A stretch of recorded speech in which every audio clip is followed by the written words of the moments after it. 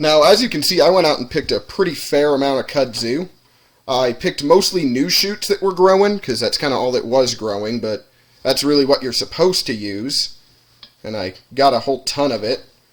Be really careful not to get any with pesticides on it. If you know that they've been spraying it in an area, you might want to harvest it from somewhere else. You can also use the roots and the flowers for some things. The roots can be used for certain starch cakes and teas, and the flowers can actually be used for a lot of jellies and candies and other type of sweet things. So really, you can kind of get parts of this plant any time of the year to harvest if you want to try any of this. Now, for all of you guys that cook, and most of you that don't, this step will be a little obvious considering I got the kudzu from outside, but we are going to need to wash it before we use it. Once I'm done washing it, I'm going to have to put it over on the cutting board to prepare it still, and I'm not going to wash all of it on camera because there's a lot of it, and I doubt you want to sit here and watch me wash kudzu for 5 minutes. Pretty neat looking little spider rode in and with me on this kudzu actually, and I have no idea where he went, so I'll have to deal with that later. Ah!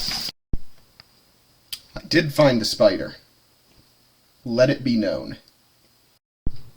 Alright, so now we're actually going to be prepping the kudzu for cooking. So there's these hard woody stems that the kudzu have. That's not what we're going to be eating. They're really tough, and we probably couldn't even digest them because we're not termites or beavers. So what we're looking for instead are two different parts. One are the leaves. The leaves are definitely edible. And the other part, you'd be surprised, is actually the tips of these stems are a lot softer, and these are good for eating too. So I'm just gonna go ahead and get all these kudzu vines I've got cleaned off and get everything prepped. Let me get my knife out and expedite the process a little bit. And once we have all this prepped, we can actually move on to the fun part. Now before we actually start preparing our food, I'm going to boil the kudzu leaves for a few minutes. The reason for this is because kudzu leaves and vines, if you've ever been up and close and personal with this plant, you'll know that they're quite hairy. And I know I'm not speaking for just myself here when I say I don't want a mouthful of fuzz and hair. It softens up the hairs and makes them fall off when you boil them, so it is advised to do this. And while it boils, I've noticed that I have a bit more than I thought I was going to be working with here, so I'm actually going to be doing 2 dishes. I'm going to be chopping up some of the leaves to do in a crustless quiche, then all the leftover leaves as well as the stem tips I showed you earlier. There's a stem tip right there in that leaves if you can see it. Those are going to be stir-fried in my wok with some soy sauce, some garlic, and some spices to go as a side dish. That way I'll get myself a nice little dinner. Alright, so I've got the oven preheated and I've boiled the kudzu leaves, although I am going to return the stems back to the boil just because they're still quite hairy. So I'm going to go ahead and chop up the ingredients that I need for the quiche.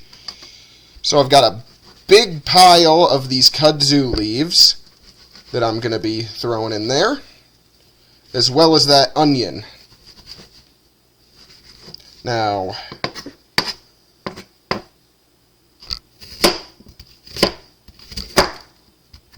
come on. Sometimes I'm not that great at cutting up these onions. I need to work on my knife work. Anyways, I've got the oven preheated to about 350, and I'm going to be shredding up some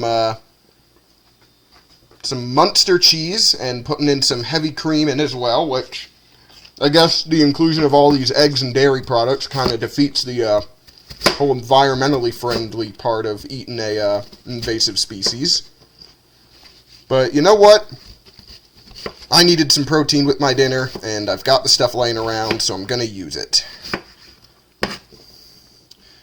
A little worried about getting the hair off of that stuff, if we're being honest. I'm going to have it boiling once this quiche is in the oven. It's going to have to be in there for like 30 minutes or so. Let me chop up this onion a bit finer. So yeah, I'm going to go ahead and grate this cheese. This is going to just get mixed right into the quiche with the eggs and onions and kudzu and everything else. I'm also probably going to pull it out of the oven like when it's not quite done, to put another layer on the top. Just, you know, to make it look prettier. Stuff grates easy. It's a real soft cheese, this Munster.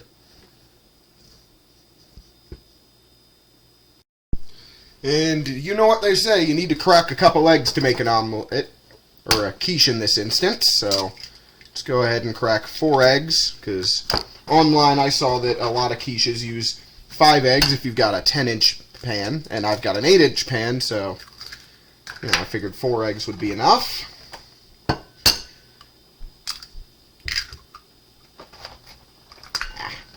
There we go. This is going to be a big quiche. I'm definitely going to have leftovers, which is nice. That's food I don't have to cook later. We're also going to put in a little bit of heavy whipping cream. Let me remember where I put that. Here it is. Nope, that's not it. It's right here. There we go.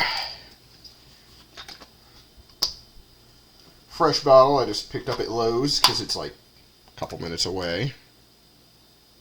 I don't know how much is supposed to go in there. I probably just poured way too much, but I really don't care right now. I care a little bit. It's probably not too much. I'll be fine. So we're going to go ahead and beat this all together. These nice, healthy orange yolks. I tend to get the cage-free eggs because it's a little more humane, plus happy chickens make better eggs. Alright, and once that's kind of whipped up, I'm going to throw in some onion. I'm just going to eyeball it. I'm not going to make exact measurements of all this or anything. Some cheese.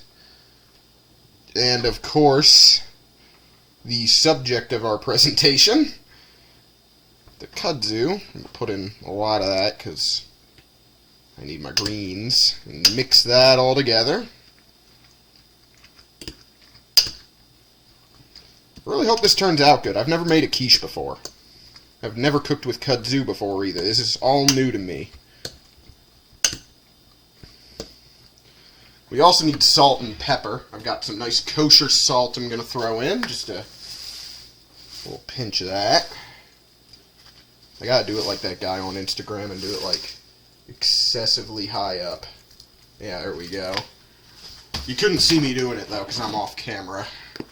We're also going to get some black pepper in there in a bit less of an excessive manner. And just stir that all together.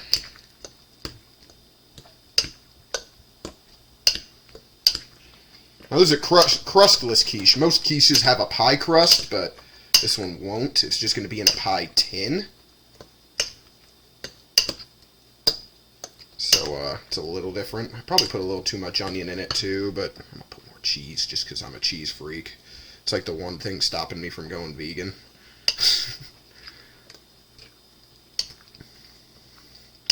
That and maybe vanilla ice cream. Because, you know, how can you have apple pie without it? Now, where did that pie tin go? God dang it. Here it is. Thought I was about to have to do another jump cut right there. This is all just going to get plopped right in there. Let me just try to...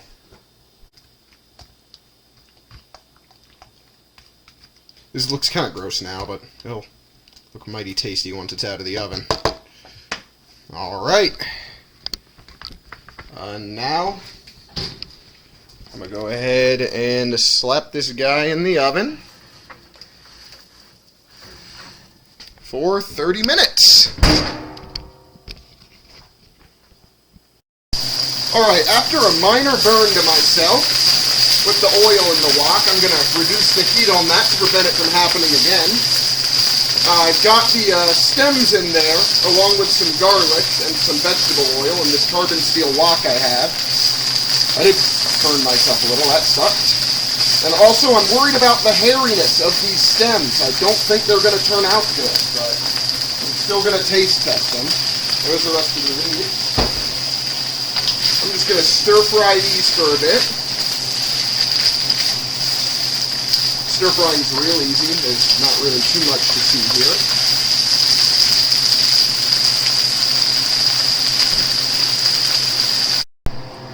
Alright, and our quiche is done. It actually looks like it turned out pretty damn well, if I'm being honest.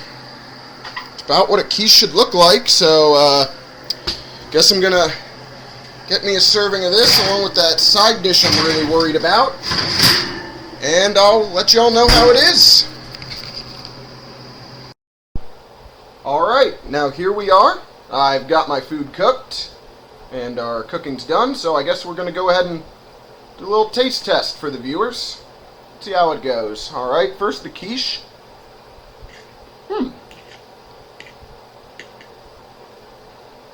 Pleasantly surprised by that. I didn't expect it to turn out good, but it's actually pretty tasty. I'm getting none of the hair, which I am worried about with the side dish that y'all are going to have the pleasure of watching me torture myself with this. Alright, here we go. Yeah. Alright, well, the flavor is definitely good, but the texture just sucks. It's real bad. I'm probably not going to finish that. I'll eat the quiche, I'll eat the leftovers, but that right there is real bad. Alright, well, back to you, John.